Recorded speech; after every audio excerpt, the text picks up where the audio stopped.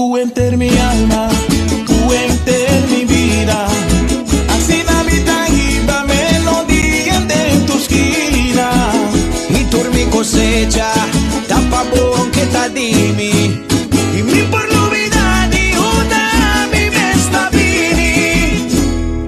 Si vos miran a bombe trata bien de nan. Si vos ten un tante zona por ahí también de nan. Si vos miran a chines también de nan. Chapi pari cucacho zona ya vos también de nan. Divisa un bache de con también de nan. Si vos ten dulce si mandan también de nan. Si vos wanna wapu my long essay también de nan.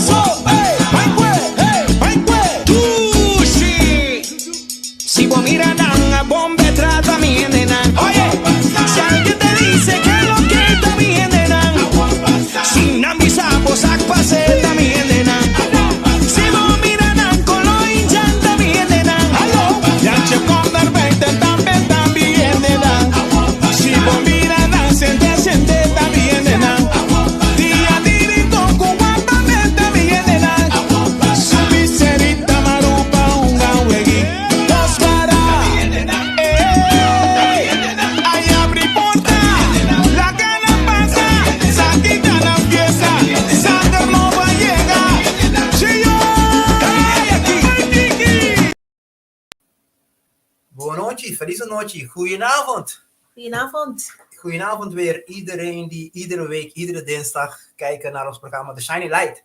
Vanavond zijn we een beetje in het Nederlands-Antilliaans, want onze gast... Nederlands-Antilliaans. Nederlands-Antilliaans, ja. Omdat onze gast van vanavond, die speelt een beetje papiamento, maar meer in het Nederlands en is ook Surinaams natuurlijk, maar we gaan niet in Surinaams doen vanavond. Nee, dat doen we niet. Dat doen we niet. Nee, dit niet. Maar in ieder geval, zoals mijn papa zegt, bonootje, tour, nog zitten lang die tour, Simang, kunt volgen ons programma The Shiny Light.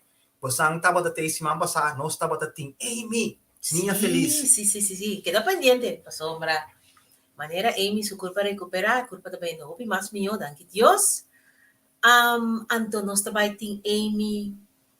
Me te quiere para fin de luna aquí, pero queda pendiente, si no, sombra. Amy queda con par y pregunta, eta tigo contestanos, anto, daarbij bin, ik kost wij weer hopi tremendo, dus no mi mesta de expectativa, paku programma que nós daarbij tingo Amy. Oké, dan schakelen we meteen over naar het Nederlands, want vanavond gaan we Nederlands, compleet Nederlands doen vanavond. Voor de mensen die onze gast nog niet kennen, ze noemen haar in Zuidoost de moeder van Zuidoost. Ja, dat klopt. Ze noemen haar de moeder van Zuidoost. Ik noem haar ook wel eens moeders, want in ons leven heeft zij ook heel veel betekend. En ik ben echt dankbaar. Zij is echt, ik zal het niet zoveel verklappen, maar het is echt een geweldige vrouw die op missie is.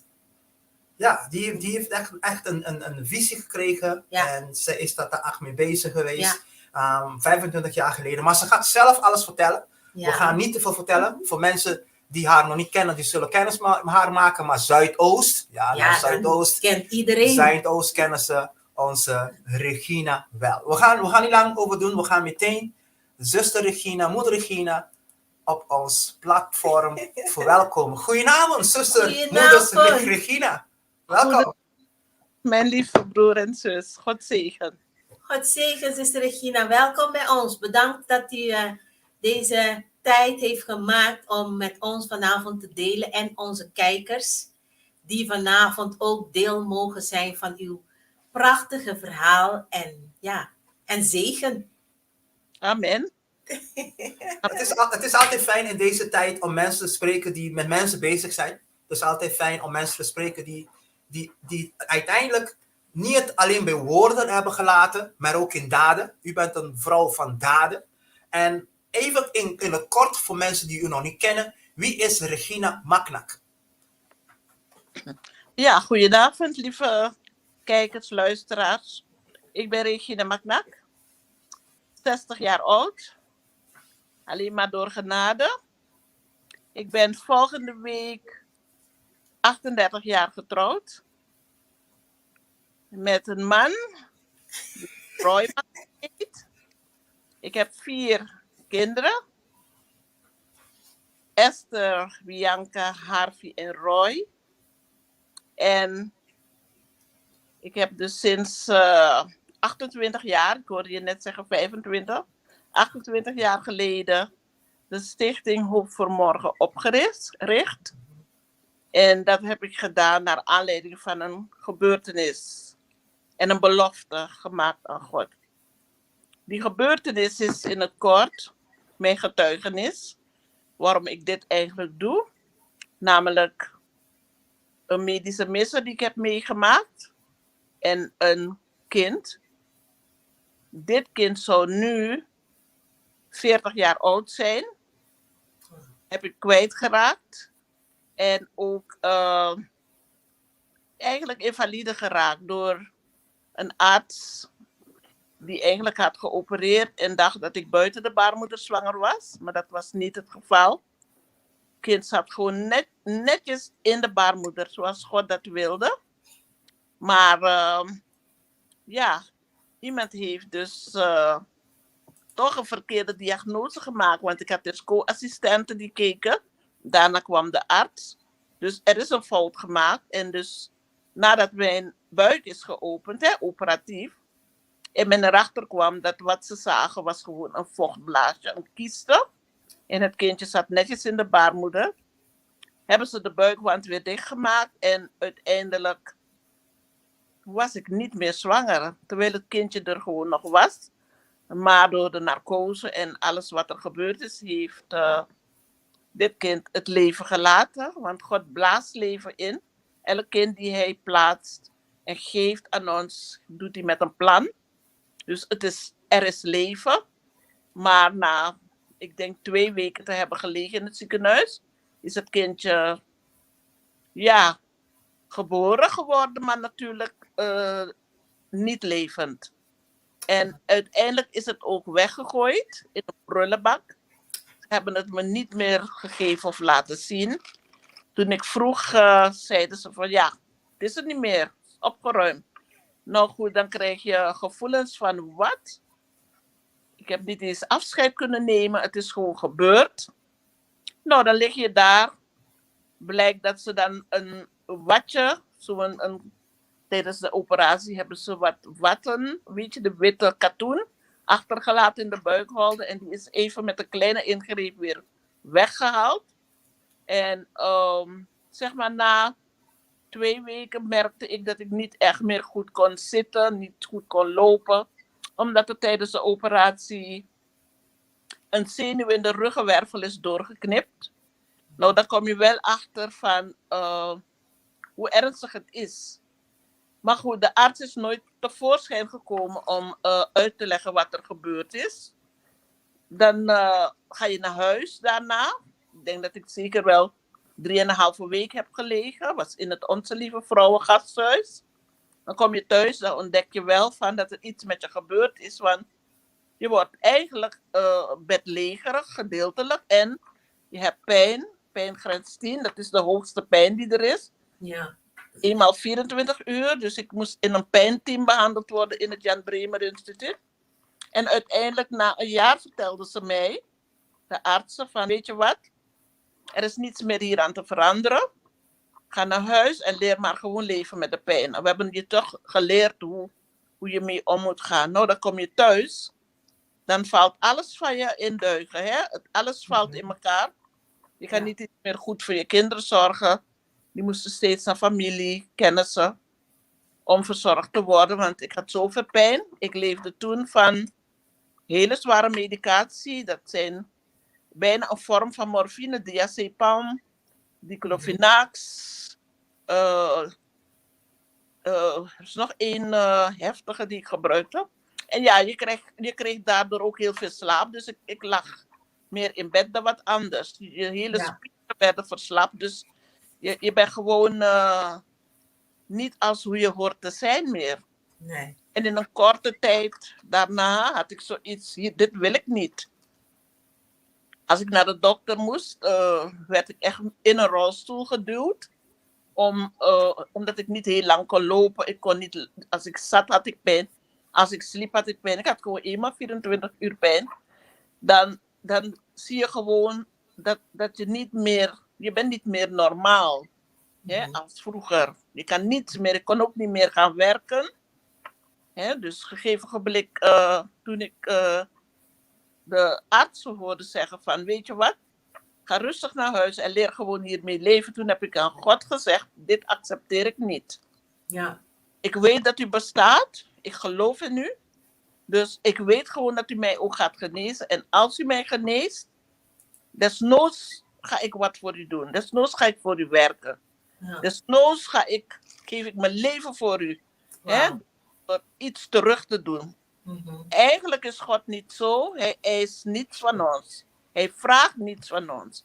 Het enige wat hij vraagt is dat we gehoorzamen en dat we in hem geloven. Maar ja, ik had zoiets voor wat. Als je me geneest, hoort wat. Dan moet ik weer iets doen. Maar onze lieve Heer is niet zo. Maar goed, ik heb het toch gevraagd. Dus ik heb een genezingsdienst bezocht. En eigenlijk gebeurde het voor de dienst begon. God wilde echt alle eer voor zichzelf. Voor de dienst begon, merkte ik dat ik geen pijn meer had. En ik kon gewoon opstaan uit de stoel. En ik bleef wel naar achter kijken, want ik voelde in mijn rug steeds een hele grote warme hand die me duwde. Als een hand, hè, die me duwde. Maar als ik keek, was er niemand achter me. En ik zat helemaal voorin. Op dat moment begreep ik van, God heeft mijn gebed verhoord.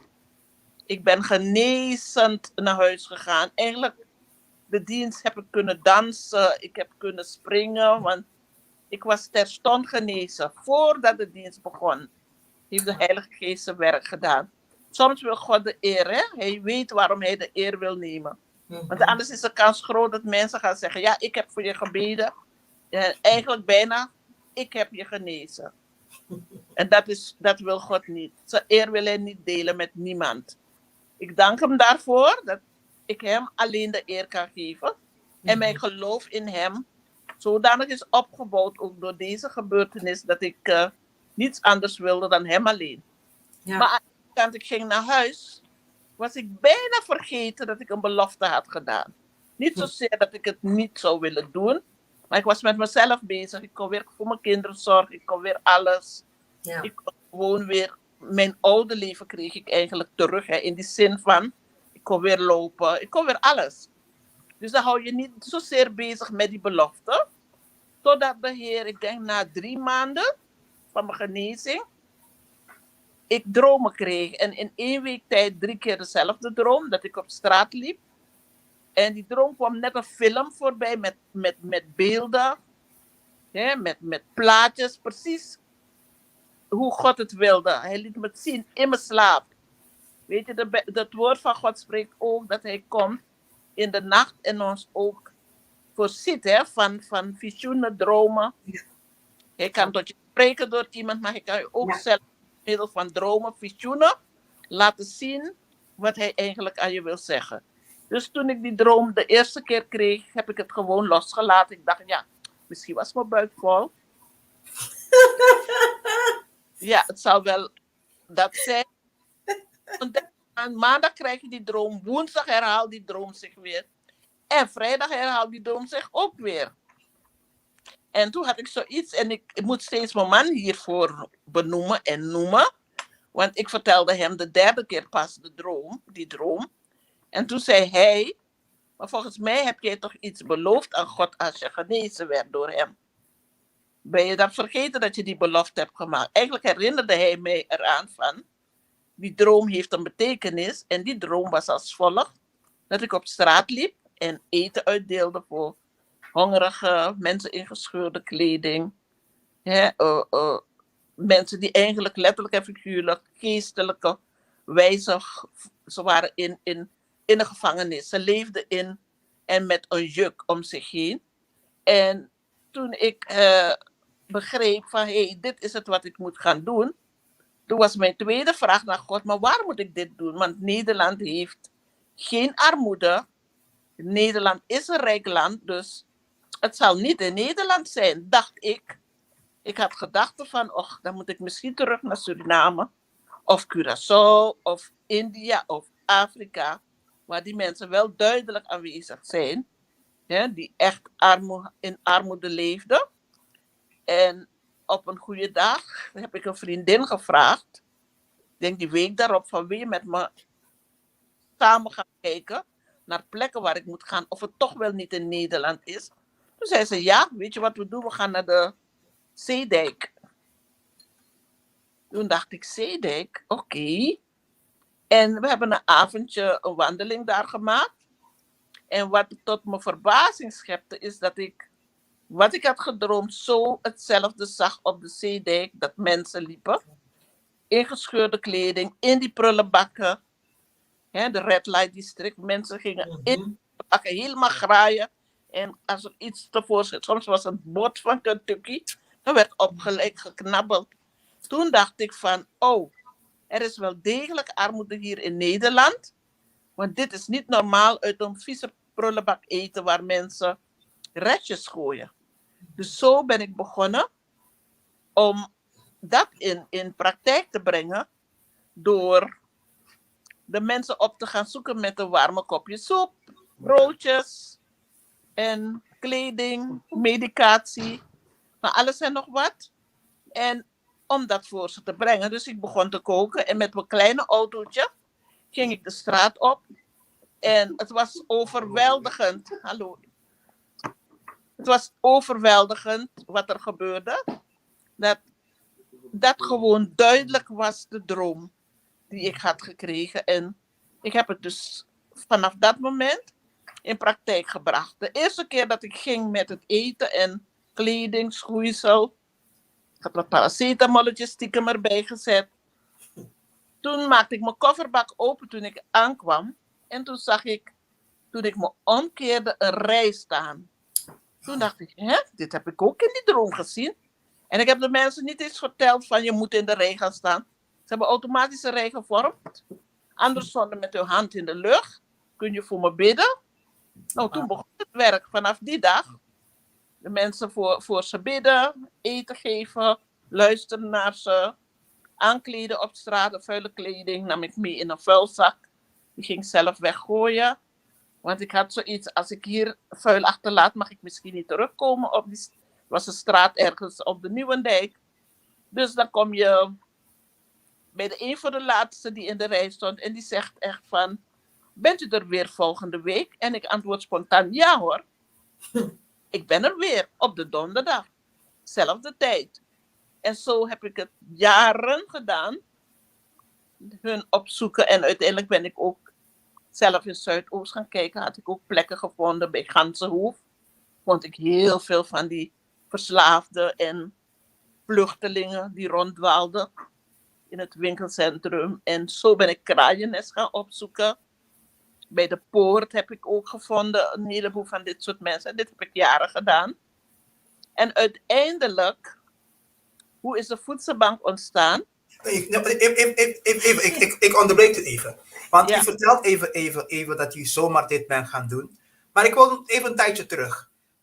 Bent u als jonge dame ook altijd iemand geweest? Want waar komt dan uiteindelijk... Ik geef aan natuurlijk, u had een belofte gedaan. Maar waar komt die passie voor mensen vandaan? Had u dat uiteindelijk ook in je jongere jaren ook al iets in u dat u gewoon voor naar de armen keek?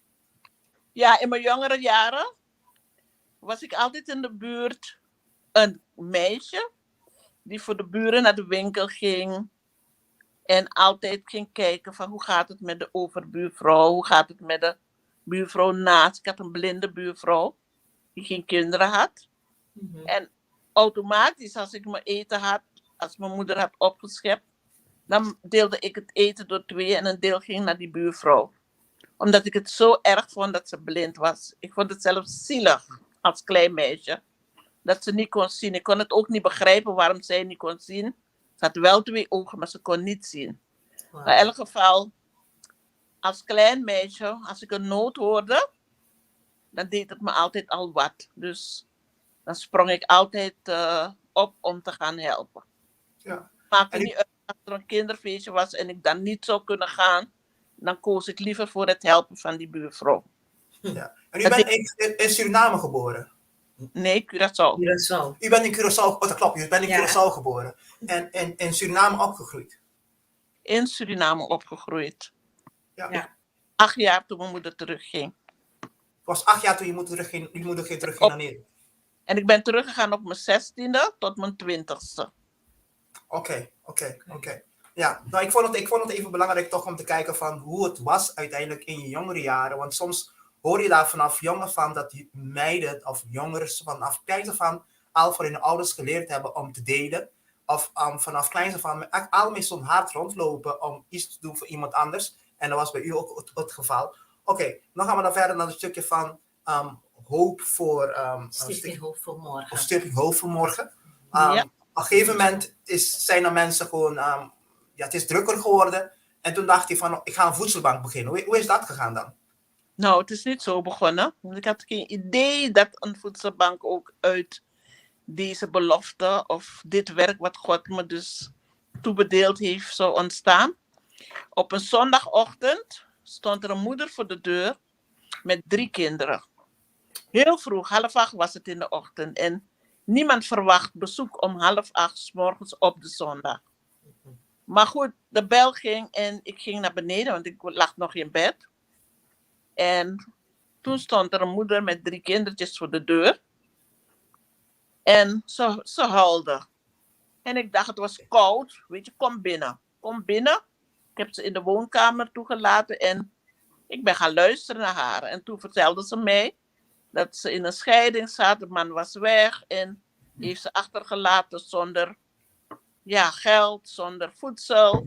En dat ze heel slecht aan toe was. Haar elektriciteit was afgesloten. En ze had een klein petroleumstoofje.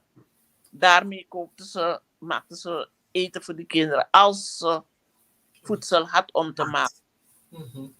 De kinderen zag ik echt heel slapjes aan. Dus ik heb gelijk gereageerd daarop.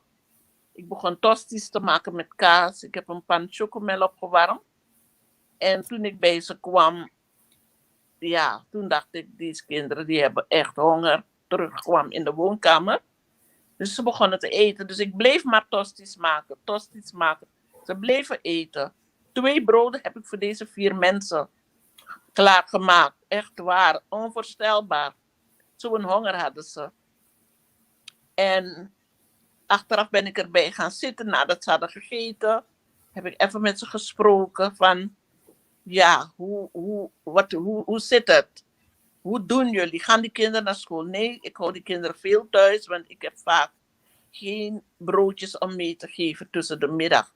Dus mijn kinderen missen heel veel. Kinderen zagen er ook heel ziek uit, onverzorgd. Alle nagels zat vol met, als je met een petroleumstoof kookt, heb je dan net een zwarte as in huis. Ja. Onder de nagels. Dus de kinderen waren echt verwaarloosd. Ik heb ook de nagels geknipt gelijk. Ik heb de handen gewassen. Dus gegeven ogenblik kom je erachter dat je met mensen zit die in Nederland wonen. Ik was een Nederlandse vrouw. Ja? En dat je gewoon met mensen zit die in Nederland wonen en die in armoede leefden. Dus eigenlijk liet God me gelijk zien. Je denkt dat er geen armoede is. Er is wel degelijk armoede. En we praten echt over 28 jaar geleden. Ja. Hadden we nog geen voedselbanken. Dat was nog niet ter sprake. Dan zit je en je luistert. Toen dacht ik, weet je wat, ik pak een pen en ik ga noteren waar ze woont, haar telefoonnummer. Kan ik haar gaan opzoeken en gaan kijken hoe haar thuissituatie is en zo. Dus ik heb genoteerd en op een gegeven moment, het was 1:02, zouden ze weggaan. Toen dacht ik, maar wacht even. 6:00 moeten ze weer warm eten. Dus ik ben naar mijn keuken gegaan, mijn voorraadkast bijna leeg gemaakt voor ze.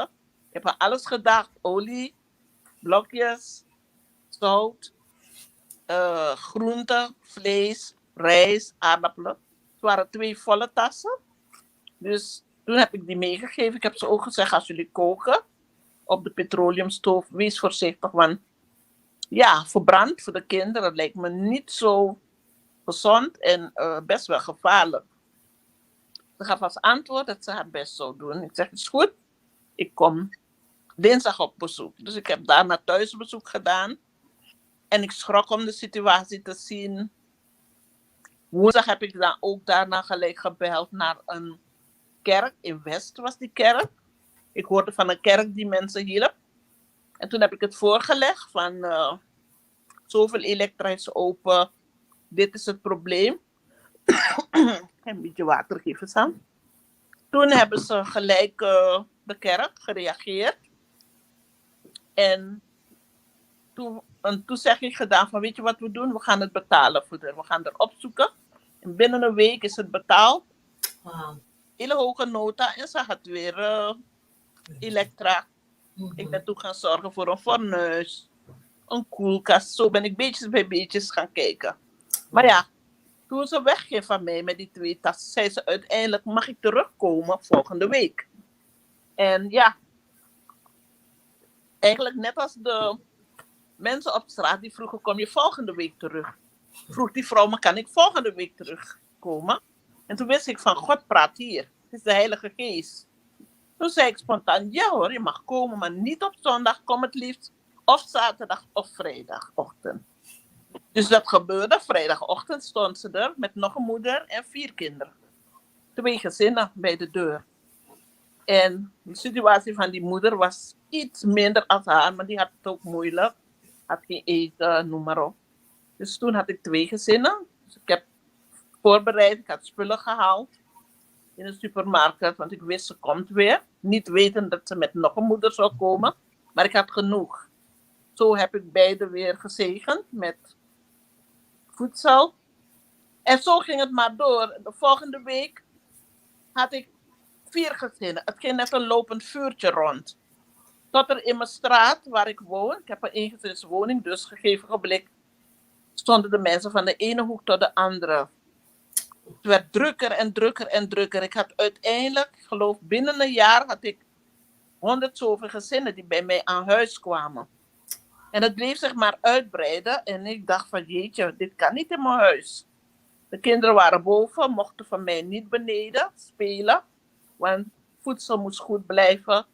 Geen verwarming aan. De luik stond open, zodat alles goed gekoeld bleef. Dus de kinderen hebben ook moeten offeren. Maar zuster Regina, sorry. Waar kreeg u dan die voedsel dan vandaan? Ja, natuurlijk. Ik ging in eerste instantie. Vroeger ging ik heel erg veel bedelen bij winkels, bedrijven. Soms werd ik weggejaagd, soms werd ik weggestuurd. Maar ik gaf niet op, weet je. Het woord van God zegt, wie vervolgd wordt, om zijn naams wil, zal hij zegenen. Dus die tekst in mijn hoofd. Als sturen ze me weg, nou, dan ga ik ergens anders. Zo ben ik meerdere plaatsen steeds gegaan. Meerdere markten. Totdat er een paar zeiden, ja hoor, kom maar, ik heb dit voor je, ik heb dat. En zo heb ik het opgebouwd. Maar op de een of andere manier kon ik vanaf dag 1 alle gezinnen helpen die kwamen. Ik heb nog nooit in die 28 jaar iemand met een lege tas weggestuurd. Het bestaat niet en het is gewoon nooit gebeurd. God heeft altijd voorzien in alles wat die mensen nodig hebben. Ja. Dat weet ik nog steeds. Ja.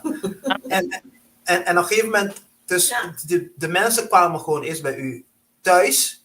En daar gaat hij iedere keer voeding, wat ze nodig hadden.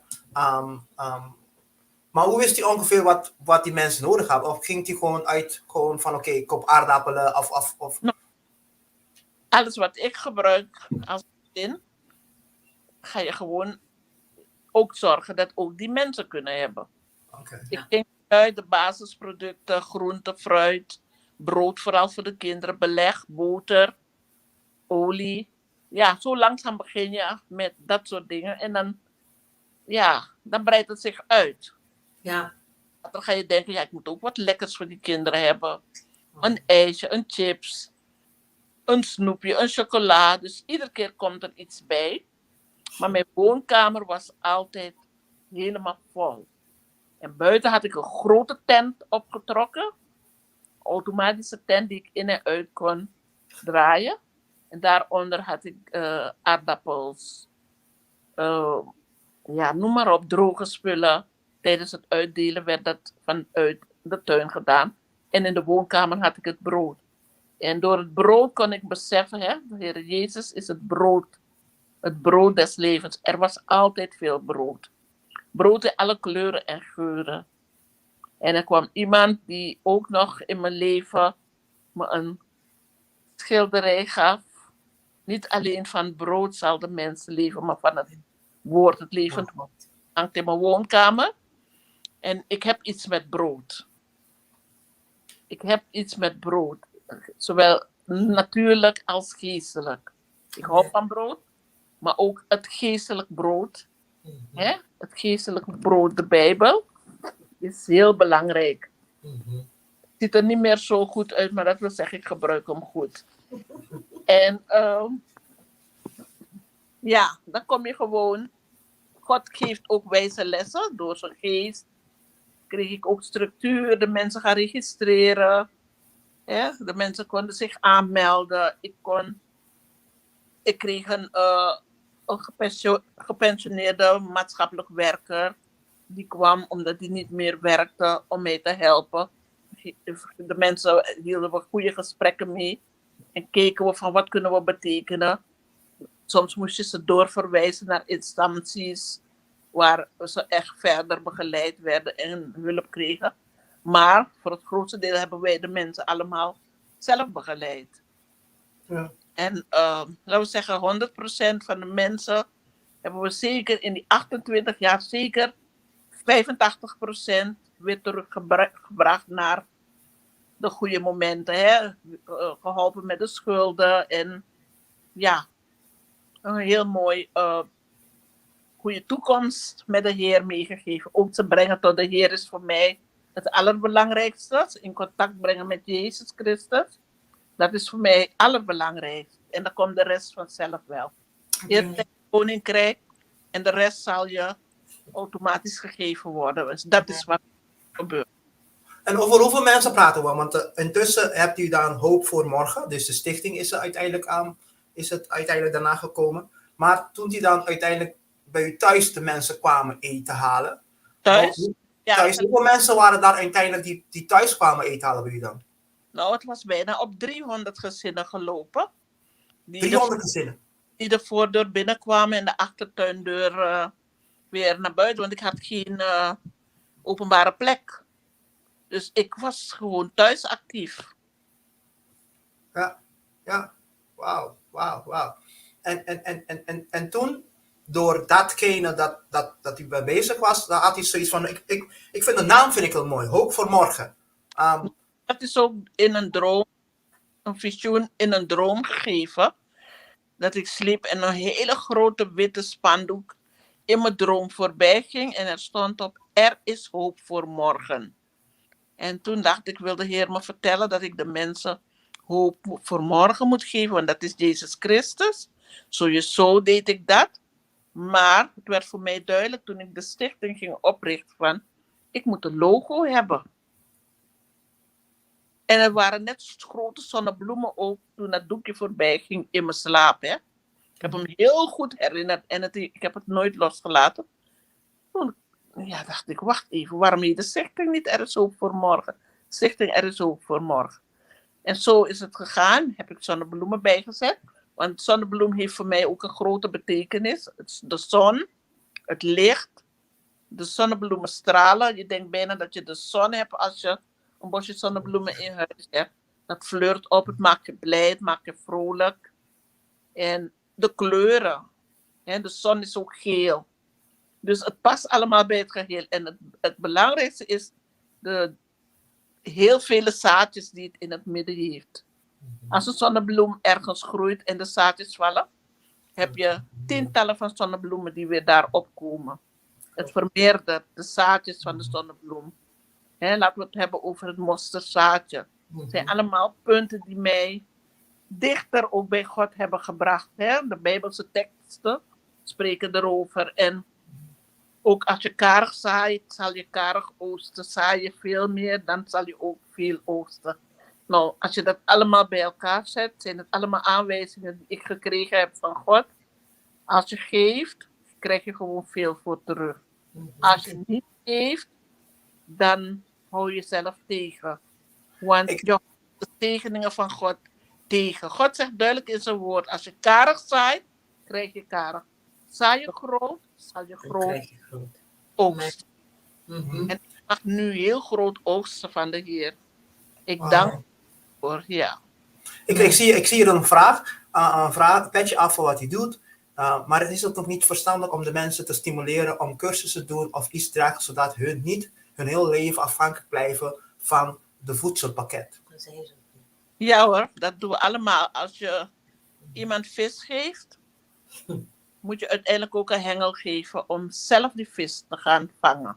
Ja. Ja. We hebben ook heel veel kanten waar we op gaan met de mensen. Nu met de corona moeten we allemaal weer bijkomen, omdat we niet met velen in de ruimte mogen. Ik heb nog een ruimte op Kraaiennest. Daar doen we gebed en van alles en nog wat. En dan hebben we Geldershoofd. Dat is dus de plek waar we dus de mensen helpen. Ze verwijzen. We zoeken ook werk. We hebben ook heel veel mensen weer aan het werk gekregen. We geven lessen. Hoe eet je? Hoe maak je voedsel klaar die je krijgt bij de voedselbank? We geven tips mee. De mensen kunnen altijd terecht. We hebben een advocaat die secretaris is van de stichting. Die zit elke woensdag van 10 tot 12. Geeft ook heel veel adviezen. Verwijst ook door. Helpt de mensen ook. Geeft ze tips. En we hebben een no-budget restaurant. Dat is in het buurthuis. Daar laten we 80 mensen per keer kunnen komen. En een 3 gangen menu nuttigen. We kiezen ze uit. Mensen die eigenlijk niet veel overhouden en echt met weinig moeten doen, die mogen komen eten 5 maanden lang, om de 2 weken op een donderdag. Wat we daarmee doen, is de mensen leren om ook de gezinnen samen aan tafel te zitten. Want als je samen aan tafel zit en gaat, kan je veel van elkaar leren. Je kan ook luisteren hoe het met de kinderen was. Je kan een luisterend oor bieden. Hoe was het op school?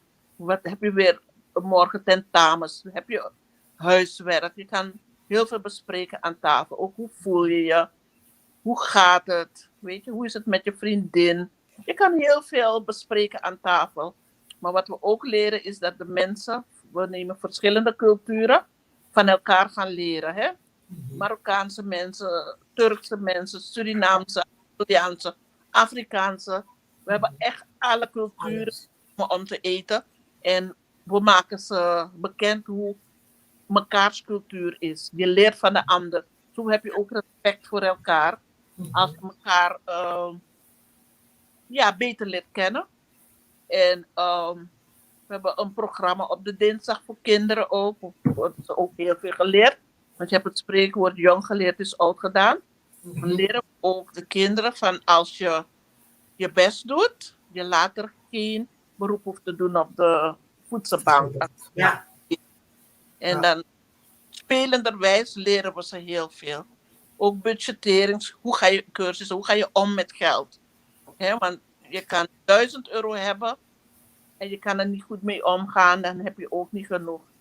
Dus gewoon leren omgaan met geld. Hoe deel ik het geld zodat ik de hele maand goed kan gebruiken? Je hebt ook mensen die, er valt niets te budgetteren, want ze hebben gewoon niets over, moeten het wekelijks met 40 of €45 of €50 doen. Als je 4 kinderen hebt en je hebt €50 is je budget, omdat je bij bewindvoering loopt. Dat komt meestal als je schulden hebt gehad. Die worden dan wel structureel afgelost, zodat je dus binnen 3 jaar kom je er vanaf. Dan moet je ook leren omgaan met die €40 of €45. En de rest haal je op bij de voedselbank, zodat je toch de week door kan. En na 3 jaar moet het dan opgelost zijn, het probleem. Nou, intussen geeft hij nou op dit moment, want ik heb het laatst nog gelezen, geeft hij op dit moment bijna 2000 gezinnen of 2000 mensen voedsel. Nee. Gezinnen. 2000 gezinnen. Ja. Dus dan is het Ja. in totaal. Maar dat betekent dan dat u op dit moment ook subsidie krijgt van de gemeente? Want hoe komt u aan al die voedsel voor al die mensen? Nee, ik krijg geen subsidie. Nooit gehad. Oké, dus hoe komt u dan aan al dat voedsel? Bidden. Kniologie plegen. Bidden en God vragen om zijn voorziening te deponeren, zodat de mensen genoeg hebben. En proclameren op de 5 broden en de 2 vissen dagelijks, het gebed, dat het vermeerderd wordt. En we zien ook dat het vermeerdert in de voedselbank. Soms heb je de hele dag gedeeld, zou je de volgende dag alweer moeten verzamelen. Maar dan kijk je in die ruimte, dan zie je gewoon, er staat nog genoeg voor morgen. Ook overmorgen. Het vermeerdert zich. Wij hebben nooit tekort. We hebben nooit iemand hoeven weg te sturen van, ga maar ergens anders zoeken, we hebben niet meer. We hebben gewoon altijd genoeg. Altijd genoeg. Maar hoe komen de mensen in aanmerking dan voor de voedsel? Want u bent uiteindelijk officieel geen voedselbank die dan gesubsidieerd wordt door de gemeente. Volgens mij zijn er zo 170 voedselbanken door heel Nederland. Maar die voedselbank Hoofdmorgen wordt niet gesubsidieerd door de gemeente. Maar er komen wel mensen dan die nood hebben. Hoe worden deze mensen gewoon geregistreerd? Of hoe gaat dat dan? Nou, die mensen worden aangemeld door instanties. Omdat de gemeentelijke voedselbank vaak zoveel reglementen heeft. En mensen die het heel hard nodig hebben, aanmerking komen. Ze vallen buiten de boot. Dan bellen instanties van de gemeente mee om die mensen te helpen. Omdat de gemeentelijke voedselbank zo iemand afwijst. Klopt. En bij ons kunnen ze altijd terug. Ze zijn al getraind, ze hebben al duidelijke vragen beantwoord en ze komen echt tekort. Dan help ik ze. De voedselbank van Jezus is niet te vergelijken met geen enkele andere voedselbank. Ja. Toen de 5 broden en de 2 vissen verdeeld werden, de Heer Jezus nam het van die kleine jongen, hield het omhoog en zegende, de Vader zegende het. En van de 5000 mensen eten en zelfs kruimels bleven over voor nog meer mensen. Heeft hij niet gezegd tegen die jongen, ga in die hoek langs met je mandje en die hoek moet je overslaan, dan ga je naar die andere hoek. Iedereen at. Ja. Iedereen at uit wat uit het gebed kwam. 5 broden en 2 vissen konden gebroken worden en het bleef maar vermeerderen. Ik werk volgens proclamatie van de 5 broden en de 2 vissen. Als ik binnenkom, dan sta ik altijd bij dat schilderijtje, die hebben we daar hangen. En dan proclameer ik in één zin, Heere, zegen dit huis vandaag. Zegen het als hoe u die 5 broden en die 2 vissen had gezegend. Je hoeft niet veel te zeggen aan God. Je hoeft ook niet te schreeuwen naar God. Hij is niet doof. Hij hoort altijd wat wij hem vragen. Amen. Vraag maar en ik zal het je geven. Dus ik vraag hem. Ja. En tot hij altijd gegeven. We hebben nooit tekort. Ja. Zuster Regina, ik had vandaag iemand die stuurde mij ik had die link gestuurd. En die zei tegen mij, die reageerde daarop. Die zegt, ja, ik ben al uit de bewind. Ik kom niet meer in aanmerking voor voedselbank. Maar mijn situatie is hetzelfde gebleven. Ja. En die persoon, dus is net als wat u nu vertelt, die krijgt geen voedsel van de voedselbank. Die komt niet in aanmerking. Nee. En de situatie is hetzelfde gebleven, zegt ze. En ja, er is geen hulp. En ja, helaas woont ze niet in Amsterdam, want dan zou ze daar bij u langs kunnen gaan. Maar dat is dus wel de werkelijkheid die dan wel gebeurt. En ik ken het ook bij ons hier in de buurt, waar een buurvrouw van ons, die deed dat ook. En het was net voor die mensen die net 1 euro boven dat stukje van de voedselbank, die niet in aanmerking komen. En zij deed dat ook voor die mensen. Ja. En die mensen zijn er gewoon. Heleboel. Ja. Ik is dat wekelijks. Ja. Ik krijg nog een vraag. Even kijken. Proberen jullie ook vroeger stadium... Wacht even. Oh, sorry. Wat zegt u, zuster Regina? Ik dacht, die mensen stuur ik niet weg, want anders vallen ze weer in die diepe put. Ja. En dan wordt het erger om eruit te komen, want dan krijg je in huis situaties met spanning. Kinderen gaan naar buiten, gaan de criminaliteit in. Ja, precies zo'n vraag. Ja, precies de vraag die wij nu hebben. Henry vraagt, proberen jullie ook in een vroege stadium ook het thuisfront in de gaten te houden? Want armoede brengt huisgeweld, criminaliteit, af en toe prostitutie in de familie. Dat klopt? Als eerste wil ik, Henry heet hij, zeggen. Ja. Maak de Bijbel open, dan zie je zoveel teksten waar staat geschreven, dat armoede er altijd zou zijn. Maar daar zegt God, als een vreemdeling komt om jou een stuk brood te vragen, geef hem geen steen. Ja? Ga je zeggen, God is God, eigenlijk moet er geen armoede zijn. Armoede zal er altijd zijn. Waarom? Vaak het menselijk karakter is, er is veel egoïsme, er is veel hebzucht, er is veel jaloezie. Ja. Die speelt. Anderen die heel veel hebben, die willen dat het ook meer en meer wordt. Ja. Maar weet je, geld moet rollen. Je moet het niet vermorsen, niet zomaar weggooien, niet zomaar uitgeven. Maar kijk, open je ogen, kijk waar de nood is. Hè? Ga het goed onderzoeken eerst. Want je Ja. moet doen alsof er armoede is. Maar om er beter van te worden, om gewoon rijker van te worden. Ja. God Klopt. zegt, de kwetsbaren moeten wij gewoon dragen. Die weduwe die maar 1 penny had. En dat was alles wat ze had. En toch heeft ze het geofferd. En dat de medegenoten zeiden van, kijk wat ze heeft gegeven, maar 1 penny. En dat de Heer Jezus daarop antwoordde, dit is de beste offer die gegeven is. Want ze heeft gegeven alles wat ze had. En God heeft er gezegend. Deze vrouw alles en kwam nooit met iets tekort. Zo wil God dat we zijn. En door hebzucht, egoïsme en al die dingen die er nu zijn, dan heeft een grote groep, die wordt rijker. En wie het niet heeft, die wordt dus grond ingedrukt. Ja. De Heer zegt ook in het woord, onderdruk de armen niet. Ja. Onderdruk de kwetsbaren niet. Net als ik net zei, geef de vreemdeling die je brood vraagt geen steen. Ja. Duidelijke proclamaties die wij moeten het onthouden. Als mensen moet je je naaste lief hebben. Je moet natuurlijk ook van jezelf houden, maar denk aan je naaste die niets heeft. Want vaak loop je in een buurt rond, je weet niet eens dat je buurvrouw niet eens een stuk brood heeft om haar kinderen te. Open je ogen, open je oren, dan zal de Heilige Geest het tonen waar je moet gaan om bij te springen, om te helpen. Want de Heer Jezus zegt ook, wie je helpt, heb je hem geholpen. Ja. Ja. Dat is zeker. Ik zag ook uiteindelijk dat u ook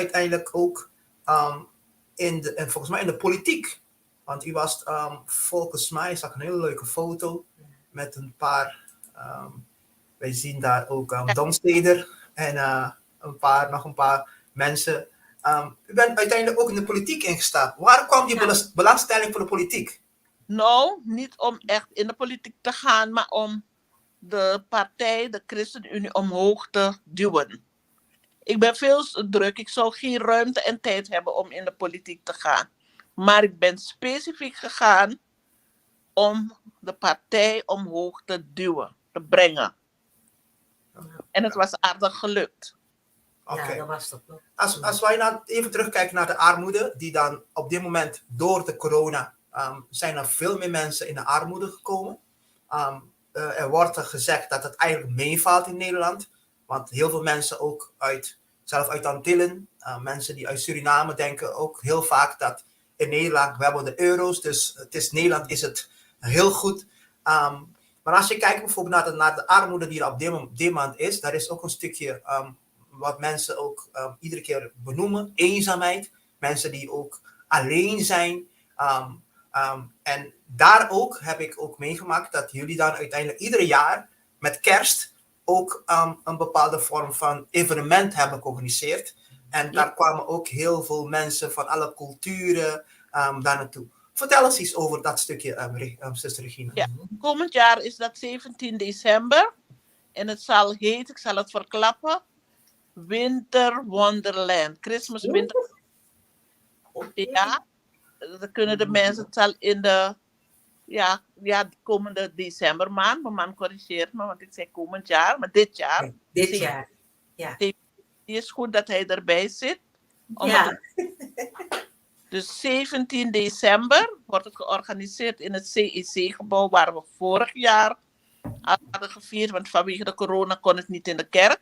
Ja, en wat ik mooi vond is dat wij gewoon een evenement hadden in de tijd dat overal dicht was. Nergens kon je of wat organiseren. Maar God heeft de eigenaren zo geraakt van de plek dat ze naar ons zijn gekomen. Willen jullie het kerstgebeuren niet hier? Wow. En het antwoord was ja, want we zouden anders geen kerst vieren. Dus God is in staat geweest de harten van het zijn 3 mannen te raken en dat ze ons benaderen. En dit jaar is hetzelfde. We hebben komend week een gesprek met ze. En dat zal ook weer zijn met live worship. En ja, weet je, we willen het risico niet nemen om in een gesloten ruimte nog te gaan met zoveel mensen. We hopen volgend jaar dat we het weer in de kerk kunnen vieren. Maar dit jaar wordt het gewoon nog in het CEC-gebouw. We zijn weer benaderd hiervoor. En hoeven niet te betalen voor de ruimte. En ze doen met zoveel mee. We zijn nu al bezig met sponsoring daarvoor. En het wordt weer een geweldige tijd voor de mensen en de kinderen om te komen vieren. Om kerst toch op een hele mooie manier te kunnen vieren. Dus Regina, wij hebben dat zelf meegemaakt, omdat wij ook vrijwilliger zijn geweest met de kerstdiners. Ik heb nooit zo'n kerstdiner meegemaakt, maar er was overvloed aan alles. Overvloed aan eten, overvloed aan drinken, overvloed aan cadeautjes voor kinderen, voor grote mensen. Dus dag daarna, de kerk kon gewoon ook nog cadeautjes. Dus het was gewoon, ik heb zoiets nooit eerder meegemaakt. Toen we hebben 2 jaar volgens mij, hebben wij meegedaan om te helpen. En het is gewoon zo een sfeer en de show. Het is gewoon een Christmas dinner, maar dan ook echt op zijn chics. Dus niet dat je denkt van nou, nee, gewoon echt uitgebreid met een hele programma, met artiesten. Wij zaten zelf in een koor, de gospel choir. Het is gewoon een geweldige avond voor deze mensen. Het is gewoon iets dat jouw hart gewoon raakt, als je dat meemaakt. Nou werken jullie met vrijwilligers. En volgens mij heb ik bij tellingen hier en daar gehoord 110 vrijwilligers die dan uiteindelijk zorgen dat deze mensen ook tijdens zo'n evenement met kerst, maar ook tijdens het dromday of eten uitdelen en inpakken. 110 vrijwilligers. Klopt.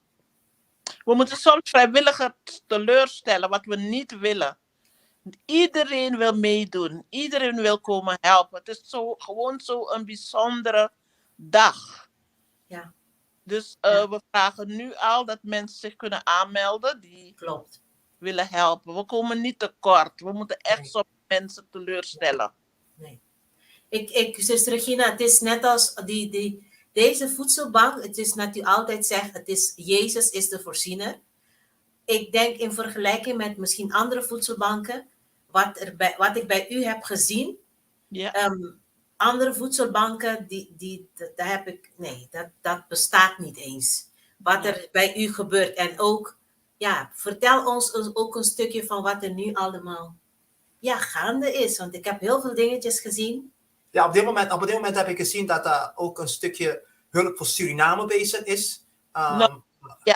Ik ben al altijd bezig met Suriname, maar ik heb eerder gezegd, ik wil overvloedig de mensen gaan zegenen. Er is heel veel ellende nu daar. Niet alleen door corona, maar ook door de economische situatie daar. Het gaat helemaal niet goed.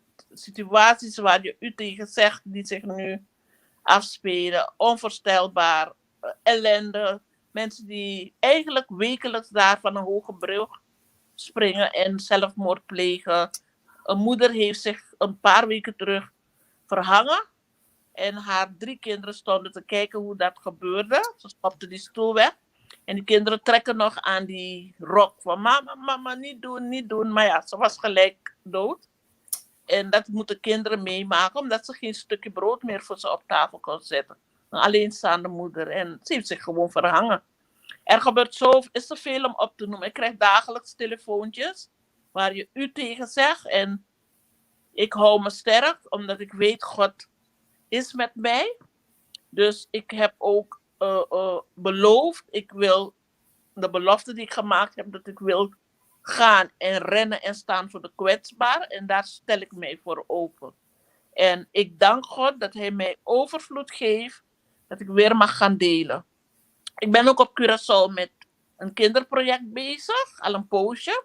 Daar levensmiddelen, houdbare levensmiddelen van jam naar pasta naar Ja, uh, klopt. pannenkoekenmeel, bruine bonen, witte bonen, thee, suiker, chocolade, noem maar op. En het wordt gedeeld met de kinderen kunnen met een mandje langs alle rekken. En dan mogen ze voor hun moeder boodschappen halen, zonder te betalen natuurlijk. En het loopt op. Er is weer een lading. Ik denk vorige week aangekomen. En er is een klein groepje die het dan verdeelt. Ik krijg dan filmpjes, foto's. En het is zo mooi te zien hoe blij de kinderen zijn. Dat ze zelf het gevoel hebben dat ze boodschappen halen zonder centjes. Hè? Dat ze hoeven niet te betalen. En Aruba is komende december. Gaat er een lading daar naartoe. En ik ga eerst richting Suriname. Ik vertrek over 2,5, 3 weken. Derde week oktober, eind oktober. Ergens daar ga ik vertrekken. En dan ga ik echt de mensen... Ik heb ook heel veel bijbels in de containers. Heel veel bijbels ga ik uitdelen. Ik heb voor het ziekenhuis bedden, matrassen. Heb ik gezien. Ja, ik heb zuurstoftankers zitten erin. Het is te veel om op te noemen. Ik ga naar kindertehuizen gaan, waar er gewoon geen eten is. Ja. Waar de mensen gewoon echt, de verzorgers gewoon met hun handen in het haar zitten. Geen subsidie, geen eten. Eén tehuis alleen heeft al 88 kinderen. En ja, die ga ik helemaal bevoorraden. Bejaardentehuizen. Vorige week heb ik met spoedgeld overgemaakt. Waren er 2 bejaardentehuizen. Waar de oudjes was geen melk meer voor ze. Geen brood, geen pap. Daar heb ik snel geld overgemaakt. En ik heb gevraagd dat iemand gewoon boodschappen ging halen. Ik kan niet iedereen helpen. Ik kan niet iedereen helpen. Maar wat ik kan doen, doe ik met een hart vol liefde. En ik bid wanneer het weggaat, bid ik ervoor op dat God het zegen, dat het gewoon vermenigvuldigt. Amen. Ja. Amen. Merk je dan door dit te doen dat andere mensen ook door dit voorbeeld ook u Jawel. volgt? Er zijn genoeg mensen die ook helpen. Ja. Ja, maar ik wil toch het voorbeeld zijn. Om mensen toch duidelijk te maken als wij hier, we zitten toch in een ontwikkeld land. Hè? Wij hebben toch de ruimte om voor deze mensen op de bres te gaan staan. Laten we het met z'n allen doen. Weet je, laten we het met z'n allen. Als je niet veel hebt, het beetje wat je hebt. Want het zijn de kleine dingen die je doet bij elkaar. Die maken het tot een groot geheel. En weet je kan niet iedereen helpen. Ik kan ook niet heel Suriname helpen. Maar ik kan wel een heel groot deel helpen. En het zal niet deze ene keer zijn, want het heel jaar door stuur ik.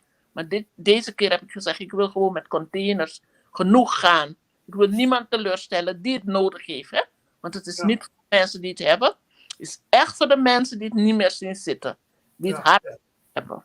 Ja. Daarvoor ga ik. Want dat gebeurt ook, hè? Dat gebeurt heel wel eens ook dat mensen gewoon die het niet nodig hebben, toch in een of andere manier komen graaien. Terwijl de mensen die dan uiteindelijk het nodig hebben, niet krijgen.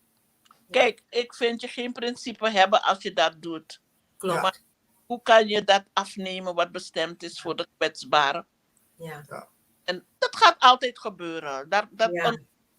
Maar ik let er wel goed op. Want als ik er ben, ga ik echt regelrecht naar de plekken met mijn team. We gaan met ongeveer 10 mensen weg. En dan we gaan gewoon de spullen echt bezorgen, afgeven. Op de plekken waar het echt moet. Ja. Hè? Zodat ik zeker weet, ze kunnen een poosje mee verder. En dan kijk ik weer verder. Als ik terug ben, volgend jaar, dan kijk ik weer als ik weer wat containers kan sturen. God is goed. Ik leg het in zijn handen en hij doet het. Ja. Hij moet het doen voor ons. Hij is onze voorziener, Jehovah Jireh. Amen. En zuster Regina, ik heb die filmpjes gezien. Ik zag ook de laatste weken de voorbereidingen voor Suriname. En ik zag inderdaad ziekenhuisbedden, 3, 4 paletten en echte grote paletten voedsel en zo. En volgens mij in de tijd van de corona, dus sinds de coronatijd, is de voedselbank ook geen één dag dicht geweest, hè? Nee, we zijn open nog steeds van maandag tot zaterdag. Elke dag. Wauw. Ik ben een half uurtje voordat ik belde, ben ik thuis. Ja. Oh. Ja. Ik ben er ook heel laat weer thuis. Ja. Maar ik ben wel voldaan naar huis. Ja. Een goed gevoel van, yes, Ja. hij heeft het weer gedaan. Ja. Daarom ben ik hem zo dankbaar voor. Ja. En hij geeft de kracht, zodat ik kan opgaan als een arend. Wauw. Ja. Dat is Geweldig.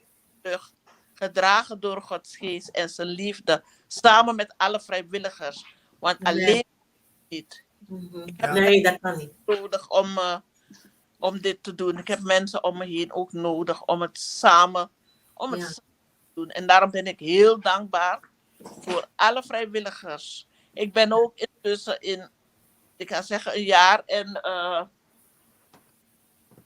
jaar en een aantal maanden ben ik aan mijn beide knieën geopereerd. Ja, klopt. Mhm. Dat heb ik ook tussenin gehad. En je moet nagaan, het waren best wel 2 heftige operaties. Maar ik ben er doorheen. Ik loop weer, ik dans weer in de kerk. Ik loop weer trappen op. Ja. Ik ben me vernieuwd. Ja. En Ja. Nou weet ik bijvoorbeeld ook, ik heb ergens gelezen dat de gemeente ook niet altijd blij is dat u altijd over God hebt. Dat hebben ze liever niet. sinds de corona is de gemeente niet meer bezig. Volgens mij hebben ze het liefst dat ik nu over God praat, want de problemen zijn te veel voor hun geworden. Ja. Ze hebben hulp nodig. Komen staan er, Bijbels op, alles staat gewoon. En ik heb geen last meer daarvan. Ik kan het woord van God delen zoals ik wil. Als ik subsidie kreeg, zou ik het misschien ook niet kunnen doen hoe God dat van me vraagt. Amen. Ja. En voor mensen bijvoorbeeld, dan heb ik ook een foto. Ik heb iets, even kijken hoor. Voor mensen bijvoorbeeld die dan zeggen van oké, ze willen delen. Mensen die bijvoorbeeld op dit moment aan het kijken zijn, die het verhaal van zuster Regina gehoord hebben en die zeggen van oké, ik wil ook kunnen steunen. Dit is de bankrekening van Stichting Hoop voor Morgen. Hier staat de nummer op. Ook het telefoonnummer van zuster Regina staat er ook bij. Dus voor mensen die op dit moment aan het kijken zijn, die zoiets hebben van wij willen ook ons steentje bijdragen. Wij willen ook hierin ondersteunen, zoals zuster Regina net gezegd heeft, alle beetje helpen. Op dit moment krijgen 2000 mensen, 2000 gezinnen krijgen eten.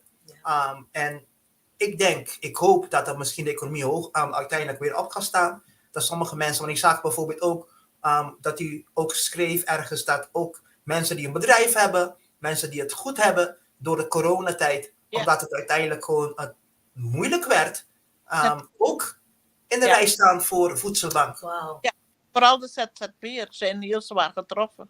Ja.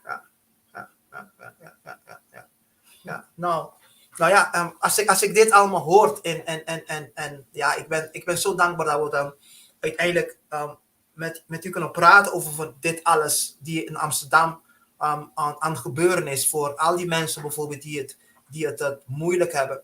Kijk, wij weten ook dat in onze cultuur rust toch een bepaalde vorm van schaamte. Mensen hebben zoiets van ja, ik ga er niet vertellen dat ik het niet veel heb en ik hou het voor mezelf. Ja, wat zou u tegen die mensen zeggen? Schaam je niet. Ja. Weet je, want voor elk probleem is er uiteindelijk wel een oplossing. Amen. Ja. Schamen en doe je kinderen vooral tekort. Kinderen hebben het hardst nodig. Die heeft het corona ook zwaar getroffen. Ja. Dus kom gewoon en geef door wat er aan de hand is. En je zal zeker hulp vinden. Niet alleen van mij, maar van onze lieve Heer sowieso. Want ik heb zoveel getuigenissen van mensen die daar komen. Onvoorstelbaar veel getuigenissen, veranderingen die zich afspelen. Mensen die ziek zijn, die daar binnenkomen en me later bellen van, Ik had pijn, maar die pijn is weg. Amen. De atmosfeer daar is zo goed om er te zijn, om erin te werken. De atmosfeer is altijd open, het is mooi. Het is geen ruimte met gouden knoppen en hoe noem je de vloeren van graniet en weet ik allemaal wat. Eenvoudig, laagdrempelig. Kom, laten we lekker een kopje thee drinken, een kopje koffie, een tosti misschien. Of een beetje soep. We delen ook op de donderdag soep uit voor de gezinnen. En dan komt het Rode Kruis om het uit te delen. We maken de soep in de ruimte. En het is elke week weer een verrassing welke soep er is. Een broodje. En het wordt koud. Dus het is heerlijk als je een kopje soep kan krijgen op zo'n moment. Maar je kan ook babbelen met iemand. Iemand wordt vrijer, hè? Weet je, Ja. onder het genot van een kopje soep komen er dingen vrij. Dingen die ze misschien eigenlijk niet te willen zeggen of vertellen, komt wel uit. En het is heel fijn om te weten dat voor de mensen dat er altijd een luisterend oor voor ze is. Ja. En er kan altijd gebeden worden als het gevraagd wordt. We dwingen Ja. niet tot gebed. We dwingen ook niemand om tot bekering te komen. Maar als je het vraagt, dan brengen we je wel bij die grote God van Jacob, Abraham en Isaac. Dan maken we brengen je in contact met hem. En we geven je een Bijbel als je dat wil. Om mee te nemen. Je kan altijd terugkomen als er vraag is. Je mag ook met mij naar de kerk mee. Als het kan. Nou, het is open. Weet je, God wil ook niet dat we mensen gaan dwingen om tot geloof te komen. De Heilige Geest doet het. Wij moeten gewoon doen wat de Heilige Geest ons zegt. Komen mensen ook op een hele mooie wijze tot de Heer daar. Moslims, noem maar op. Het is gewoon mooi te zien wat er daar allemaal gebeurt. God is goed. Wauw. Zuster Regina, wauw. We komen tegen het einde van onze interview. En wij zijn zo dankbaar. Vooral voor zulke gesprekken. Ik heb net mevrouw vandaag verteld. Je ziet er zoveel ruzie, nijd, dingen op Facebook dat je denkt van wauw. Is er niks anders dan die dingen? En dan hebben we mensen zoals u, die dan uiteindelijk echt want die programma heet The Shining Light, die echt een licht is voor velen in Amsterdam Zuidoost. Amen. En wat wij altijd tegen onze gasten zeggen, we hebben u gezien, we hebben u gehoord en vandaag was de dag dat wij u ook vandaag in de licht willen zetten. Want u doet dat met velen en velen. En ik wil dat gewoon, natuurlijk hebben ze het altijd mensen al gedaan, maar ik wil namens de mensen die nog niet gedaan hebben zeggen, bedankt zuster Regina. Bedankt voor uw tijd, bedankt voor uw moeite, bedankt voor uw gebeden. Bedankt dat u gewoon uiteindelijk de belofte van God uiteindelijk gedaan hebt. En dat op dit moment 2000 gezinnen kunnen eten. Want als je met honger naar bed gaat, dat is echt een ellende als je dat vaker moet doen. Dus voor ons bent u zeker een shining light. Amen. En wij zijn zo trots omdat wij ook een stukje van u hebben. Want u bent geboren op Curaçao. Niet alleen dat, hè. Niet alleen dat. Maar gewoon, ook omdat wij voelen ons gewoon deel van de familie Maknak. En ook uw man, Sam, willen wij ook bedanken. En want zonder hem ook, ik bedoel, een vrouw die dit al 28 jaar doet. Ja, die heeft een sterke man achter, hè? Die moet een man daar hebben die dat ook steunt. En wij weten, hij is niet iemand die hij komt niet naar voren. Maar hij is er altijd bij u. En uw gezin, uw kinderen, alle mensen die om u heen zijn. En u staat ook altijd klaar voor iedereen. En wij willen u gewoon bedanken. Bedankt voor wat u doet. Bedankt voor uw gehoorzaamheid. Ik heb heel veel van u geleerd. En ik ga ook meer dingen leren, elke dag opnieuw. Vorige week toen ik weer die foto's zag en die containers. En ik dacht van, Heer, ik ga het gewoon doen. Ik ga mijn hart volgen in de dingen. Want elke keer als ik zulke vrouwen en mensen zie die dat gewoon in geloof doen. En je ziet gewoon de vruchten. Dat geeft jou moed, net als wat u zegt, zodat mensen te bemoedigen om ook meer te gaan doen. Dus ik neem het over. Ik krijg zelf de groeten hier van pastor André Naar. Ja, en Marella. Oh, Curaçao, toch? Ja, maar ze zijn hier, toch? Ze zijn weer terug. Nee, Ze zijn terug in Nederland. Oké, groetjes. Groetjes. Ja. Ja, ook de groeten kreeg ik vandaag ook van Shomara. Shomara Enrique, die stuurt ook de groeten. Er zijn ook mensen die... Ja, dus... Groetjes. Ja. Dankjewel. Nou, dankjewel voor het interview. Uw laatste woorden. Want wij geven altijd onze gasten mogelijkheid om uw laatste woorden te geven. En ga je gang. Ja, ik zou dan iedereen willen bemoedigen. Vooral in deze tijd waar we nu in leven. Met zoveel wat zich heeft afgespeeld, wat nog gaande is. De coronavirus, COVID-19. Dat wij hieruit moeten leren. God zal alles wederkeren ten goede. Maar dat we vreedzaam met elkaar verder gaan. Vol liefde voor elkaar. Heb je naaste lief. Heb je naaste lief als jezelf. God vraagt dat van ons.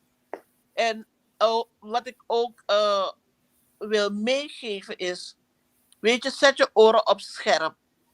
Soms stuurt God iemand naar je toe met een bedoeling. Vraag de Heilige Geest. Laat die je leiden. Kijk wat er aan de hand is, wat er met de persoon is. Soms is het alleen een positief woordje mag je uitspreken. En dan is het al goed. Hè, voor zo iemand. Het is niet altijd als iemand komt dat er geld nodig is. Of soms een positief woordje. Positiviteit brengt goedheid.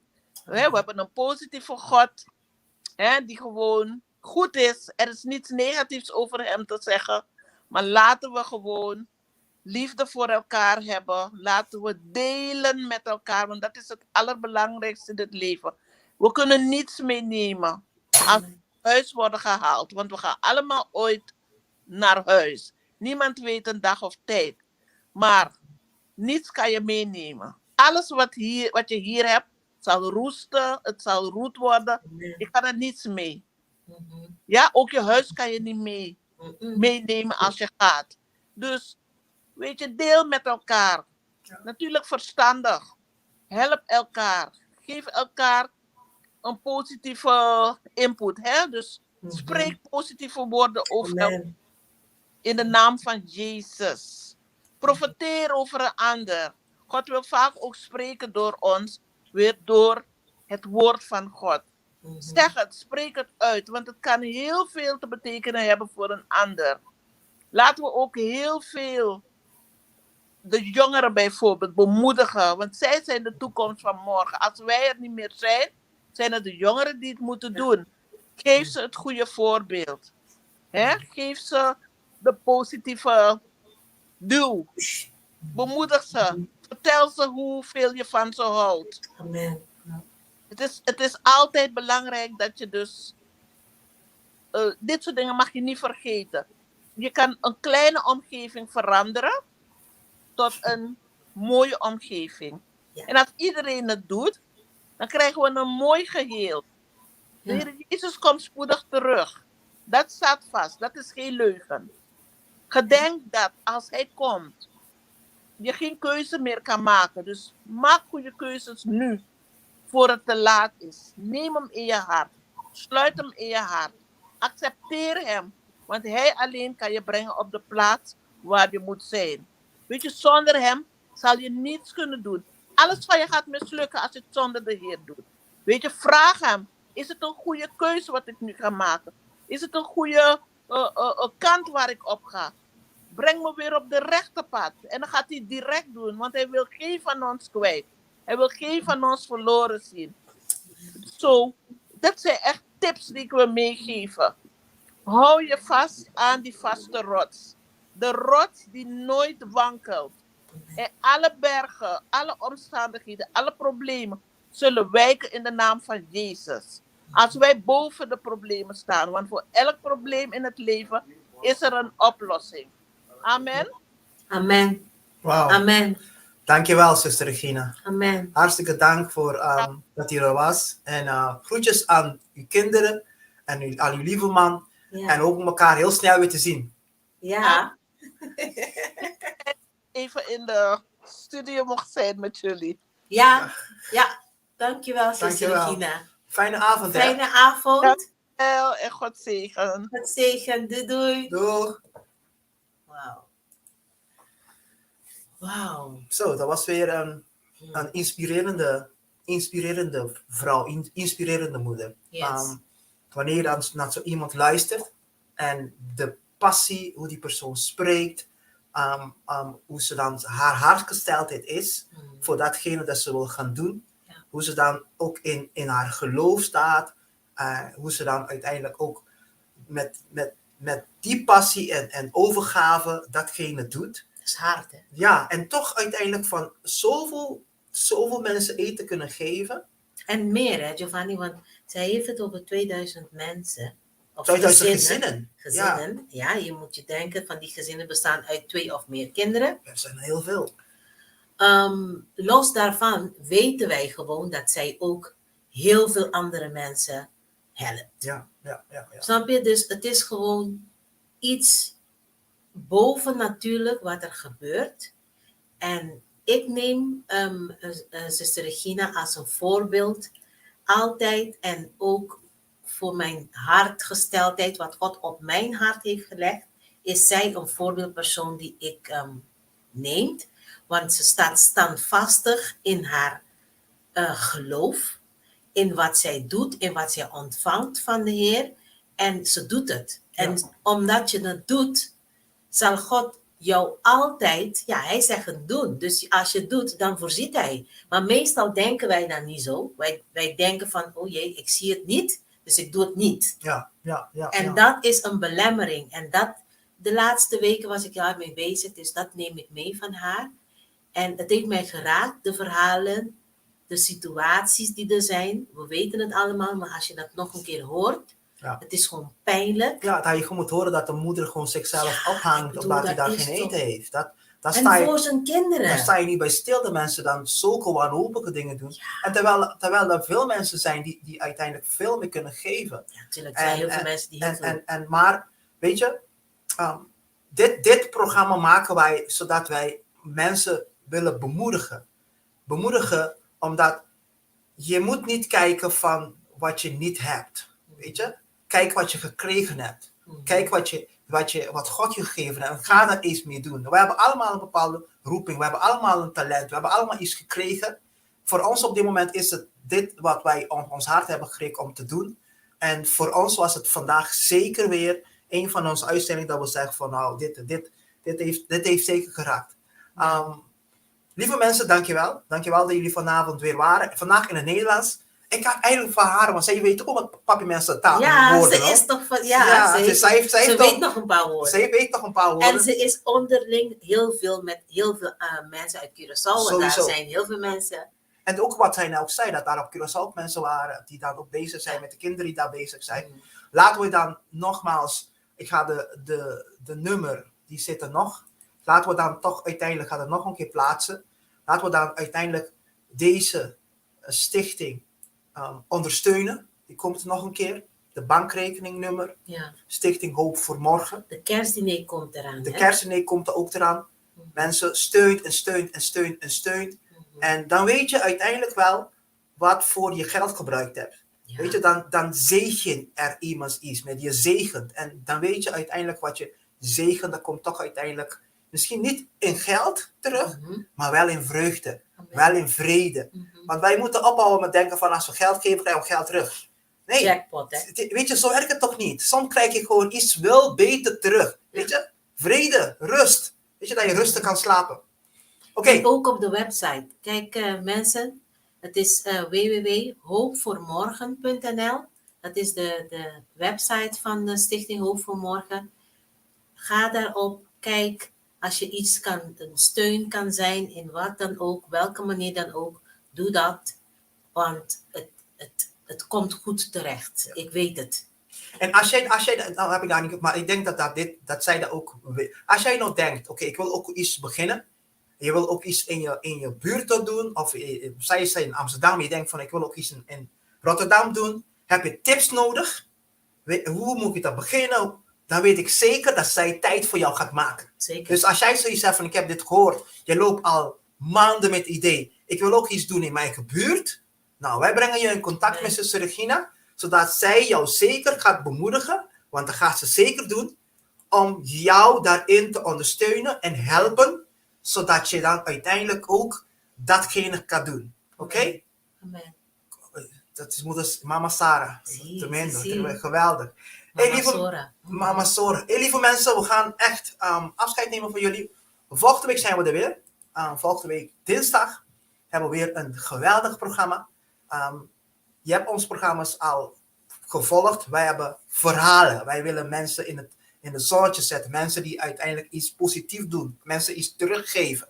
En vandaag heb je de moeder uit Zuidoost. Ik zeg het niet. De mensen zeggen dat. Ja, zij is ook herkend. Hè? Ja, ze is zo Mensen herkend. kennen haar. Sowieso. Als je de naam zegt Regina Maknak, kent Mensen- iedereen haar. Zeker weten. En mensen, fijne avond. Passa boa noite. Laga nos pisa te outro siman kutjosse poder. Dank jullie dat we dat ding nos. Como de bisa compañía. The shining light. Feliz noite.